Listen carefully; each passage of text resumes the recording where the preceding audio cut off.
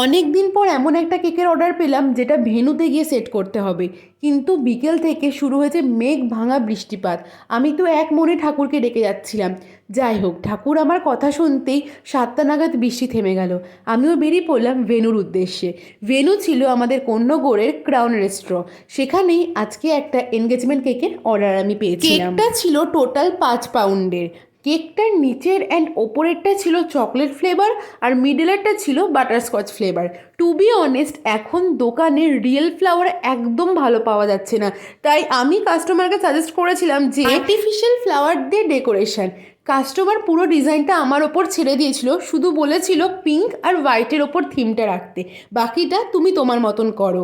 ভেন্যুতে গিয়ে cake set করা কিন্তু ভীষণই চাপের, যেখানে তোমাকে ঘিরে লোকজন দাঁড়িয়ে থাকবে আর তোমার করা কাজ হাঁ করে দেখবে। আমার কাস্টমাররা কিন্তু সবাই ভীষণই ভালো ছিল।